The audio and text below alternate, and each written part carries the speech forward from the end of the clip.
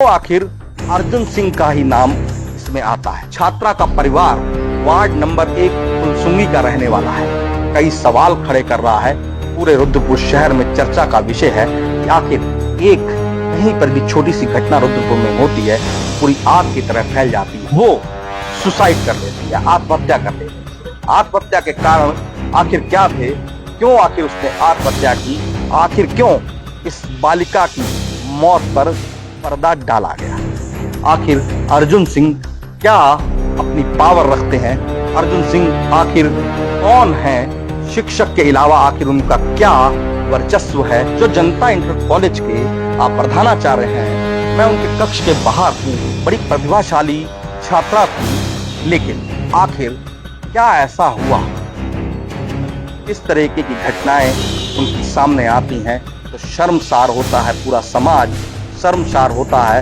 पूरा शिक्षक समाज। नमस्कार, मैं आशीष छाबड़ा, आप देख रहे हैं न्यूज पिक्स। मैं इस समय हूँ रुद्रपुर के पुराने और प्रतिष्ठित जनता इंटर कॉलेज में। इसी जनता इंटर कॉलेज में आज जो बालिका इंटर कॉलेज है वो भी संचालित है, जहां का परीक्षा फल जो है 100% जो है हाई स्कूल बालिका, 100% इंटर बालिका विज्ञान और 100% वाणिज्य वर्ग बालक। अब आपको बताएं कि 3 छात्र मेरिट लिस्ट में हैं, 73 छात्र छात्राएं सम्मान सहित उत्तीर्ण यहां से हुई हैं। 301 छात्र छात्राएं प्रथम श्रेणी में उत्तीर्ण हैं और 131 छात्र द्वितीय श्रेणी में।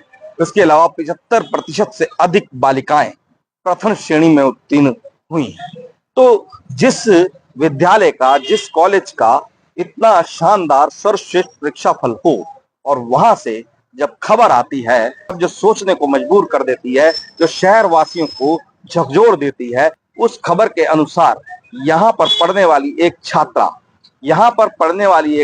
वो 12वीं की छात्रा थी, नाम मैं उसका नहीं लूंगा, वो सुसाइड कर लेती है, आत्महत्या कर लेती है। आत्महत्या के कारण आखिर क्या थे, क्यों आखिर उसने आत्महत्या की, ये एक पत्र से खुलासा होता है।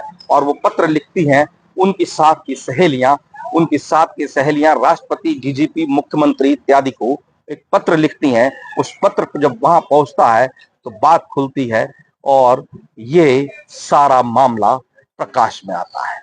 इसमें सबसे बड़ा सवाल यही खड़ा होता है कि परिवार द्वारा आखिर प्राथमिक दर्ज क्यों नहीं करवाई गई। परिवार द्वारा प्राथमिक ना दर्ज करवाने के पीछे के आखिर कारण क्या रहे, क्या कारण थे कि परिवार जो है उसने इस प्रकरण को बिल्कुल छुपा दिया और पुलिस में एक प्राथमिक तक दर्ज नहीं करवाई। ये कारण क्या थे, कई सवाल कई इस पर खड़े होते हैं, क्योंकि ये शिक्षा का मंदिर है। यहाँ लिखा है शिक्षार्थ आइए, सेवार्थ जाइए, लेकिन एक बेटी बचाओ बेटी पढ़ाओ का नारा यहीं पर समाप्त हो गया। उस लड़की की लीला, जीवन लीला वो समाप्त हो गई। उसके साथ ही सारे के सारे जितने राज थे वो दफन हो गए। लेकिन कुछ जागरूक छात्राएं, उन्होंने इस बात को उठाया, ये पत्र लिखा, राष्ट्रपति महोदय को पत्र लिखा, उन्होंने मुख्यमंत्री महोदय को पत्र लिखा, उन्होंने डीजीपी को पत्र लिखा। तब जाके ये मामला जो है विद्यालय प्रबंधन के संज्ञान में आया और विद्यालय प्रबंधन ने उस पर कमेटी गठित की, जिसकी रिपोर्ट उन्होंने मुख्य शिक्षा अधिकारी को सौंप दी। लेकिन जब ऐसे मामले आते हैं तो शिक्षक और शिष्य की जो मर्यादाएं होती हैं वो कलंकित होती हैं। शिक्षक जो है वो तो एक आईना है, शिक्षक एक मार्गदर्शक है, शिक्षक भविष्य का निर्माण करता है उन विद्यार्थियों के जो इस विद्यालय में शिक्षा ग्रहण करने आते हैं। और उनके माता पिता एक विश्वास से एक शिक्षक के पास, शिक्षक को क्योंकि गुरु का दर्जा दिया गया है, अभिभावक जो हैं शिक्षक को गुरु का दर्जा देते हैं और अपने बच्चों को उनको सौंप देते हैं। लेकिन जब शिक्षक इस तरीके की घटनाएं उनकी सामने आती हैं तो शर्मसार होता है पूरा समाज, शर्मसार होता है पूरा शिक्षक समाज, शर्मसार होती हैं ऐसी प्रतिष्ठित संस्थाएं जो शहर में एक नाम बना चुकी होती हैं। जो जनता इंटर कॉलेज के प्रधानाचार्य हैं, मैं उनके कक्ष के बाहर हूं। इस समय छुट्टी का समय है। बाहर उनकी नेम प्लेट लगी है, doctor Satish Kumar Arora principal. MA English history physics gold medallist. आपको बताएं कि जो डॉक्टर सतीश अरोरा हैं, यहाँ के प्रधानाध्यापक हैं, उन्होंने हमारे मीडिया कर्मियों के साथियों को बताया है कि किस किस तरीके से उनके पास ये पूरी की पूरी घटना, पूरा का पूरा मामला उनको पता चला, उनके संज्ञान में आया। तो उसके बाद विद्यालय प्रबंधन ने एक कमेटी गठित की। कमेटी ने उन छात्र छात्राओं से संपर्क करने की कोशिश की, उस छात्रा के परिवार से संपर्क करने की कोशिश की, जो कि वो छात्रा का परिवार वार्ड नंबर 1 फुलसुंगी का रहने वाला है। लेकिन मामला आखिर दबा कैसे? आखिर क्यों छात्रा के परिवार ने प्राथमिक दर्ज नहीं करवाई? जिस तरीके से प्रिंसिपल महोदय जो सतीश कुमार अरोरा जी हैं, उनका कहना है कि छात्रा के परिवार से जब संपर्क किया गया तो उन्होंने कहा कि हमारी पुत्री की मौत पेट में दर्द होने के कारण हुई है। आपको बता दें कि जो छात्रा थी, विद्यालय की एनएसए जो एक शाखा है, उसकी वो प्रमुख थी और बड़ी प्रतिभाशाली छात्रा थी। काफी हर डांस एक्टिविटी में, हर कार्यक्रम में वो प्रतिभाग करती थी। लेकिन आखिर क्या ऐसा हुआ, क्या ऐसा हुआ कि उसकी अचानक मृत्यु हो जाती है? लेकिन उसकी साथी छात्राएं जब 26 मई को यहां विद्यालय में पहुंचती हैं अपना रिजल्ट लेने के लिए, तो यहां पर चर्चा होती है कि उस छात्रा ने आखिर क्यों आत्महत्या कर ली। तब यहाँ के प्रिंसिपल को पता लगता है कि भाई आखिर क्या हुआ, आखिर किस तरीके से, क्यों ये सारी घटनाएं हुई। लेकिन ये बात कहीं आई गई हो जाती है। उसके बाद वो छात्राएं, उसकी सहपाठी छात्राएं राष्ट्रपति महोदय को, डीजीपी महोदय को, प्रदेश के मुख्यमंत्री को एक पत्र लिखती हैं। पत्र में जो है शिकायत करती हैं कि जनता इंटर कॉलेज बालिका जो वर्ग है, बालिका इंटर कॉलेज है, वहां की जो छात्रा है उसने सुसाइड किया है, उसने आत्महत्या की है। और उसमें कारण बताती हैं यहाँ के शिक्षक द्वारा उससे कई बार दुष्कर्म किया गया है और जिससे वो गर्भवती हो गई और लोक लाज के भय से उस छात्रा ने अपनी जीवन लीला को समाप्त कर दिया। लेकिन सवाल फिर खड़े होते हैं कि परिवार परिवार ने आखिर किसी प्रकार की प्राथमिकी उसमें क्यों नहीं दर्ज की? क्या कारण रहे होंगे? क्या डर था उन्हें? आखिर क्यों उन्होंने इस बात को जो है आया गया कर दिया? लेकिन जब पत्र, उनकी सहपाठियों द्वारा लिखे गए पत्र जो है डीजीपी के पास, मुख्यमंत्री के पास पहुंचे, तो जांच का आदेश आया। उस जांच में यह विद्यालय प्रबंधन ने एक कमेटी गठित की। उस कमेटी ने जब छात्राओं से और उसके परिवार से बयान लिए और उस बयानों में निकल कर आया कि छात्रा ने उनके कहे अनुसार आत्महत्या की है, उस आत्महत्या का दोषी यहीं के अर्थशास्त्र के प्रवक्ता अर्जुन सिंह को उन सहपाठी छात्राओं ने बताया। क्यों आखिर अर्जुन सिंह का ही नाम इसमें आता है? क्यों अन्य टीचर्स का नाम इसमें नहीं आता है?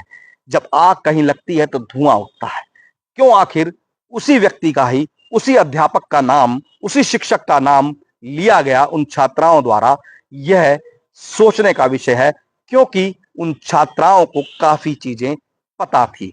हो सकता है जो मृतक छात्रा है उसने काफी चीजें उन छात्राओं से शेयर की हो, उन्हें बताई हो, अपनी व्यथा उन्हें बताई हो। आखिर क्यों इस बालिका की मौत पर पर्दा डाला गया?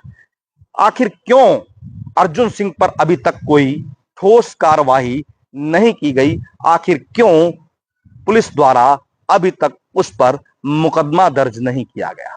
ये सवाल खड़े होते हैं।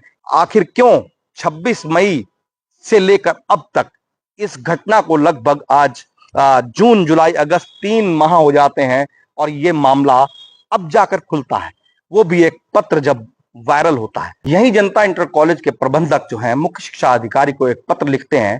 उसमें जांच कमेटी ने जो आख्या की होती है, जांच कमेटी ने जो पूरे के पूरे बयान लिए होते हैं उन छात्राओं के, और उस परिवार के जिस छात्रा की मौत होती है उस परिवार के सदस्यों के भी बयान लिए होते हैं।